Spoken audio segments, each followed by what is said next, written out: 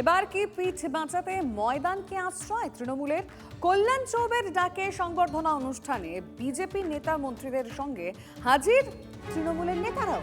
মন্ত্রী তাপস রায়, ক্ষুদিরাম টুডু, অশোক দিন্দাদের সঙ্গে এক মঞ্চে মমতার দাদা অজিত বন্দ্যোপাধ্যায়। অনুষ্ঠানে ছিলেন মদন মিত্র।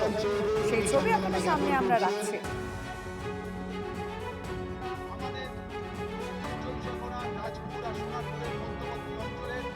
সবাইকে নিয়ে চলার বার্তা ফেডারেশন সভাপতি কল্যাণ চৌবের। গত 3 বছরে পশ্চিমবাংলায় কোনো খেলায় ভারতীয় ফুটবল ফেডারেশনের সভাপতি ডাক পাননি, এবং সেজন্য ভারতীয় ফুটবল ফেডারেশনের দোষ নেই, ভারতীয় ফুটবল ফেডারেশনের সভাপতির দোষ নেই। যারা ডাকেননি তাদের মনে হয়েছে যে ডাকা উচিত না। আমার মনে হয় যে আজকে দেখেছেন বিভিন্ন বিধায়ক এসেছেন, প্রাক্তন বিধায়ক এসেছেন, বিভিন্ন দলমত নির্বিশেষে মানুষ এসেছেন যারা ময়দানের সাথে যুক্ত রয়েছে, এবং সকলকে স্বাগত করা আমার মনে হয় খেলার একটা বিশেষ পার্ট। যদি আমরা এই শৃঙ্খলা নিয়ে আসতে পারি মানুষের মধ্যে, তাহলে যুবদের চরিত্রে একটা বিকাশ হবে, এবং পশ্চিমবাংলায় যে একটা অবক্ষয় লক্ষ্য করা গেছে বিগত 1.5 দশকে, সেখান থেকে আমরা বেরিয়ে আসতে পারি।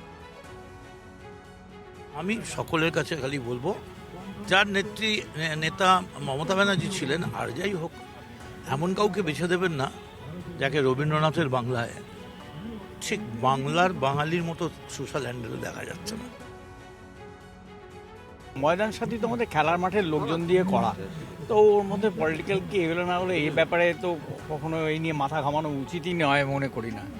পলিটিক্যাল লোক আসবে যাবে থাকবে, তারা সহায়তা দেয়, সবসময় পলিটিক্যাল একটা সাপোর্ট দরকার হয় খেলাধুলা চালাতে গেলে, কিন্তু এই নয় যে মানে ময়দানের লোকরা সবাই আছে।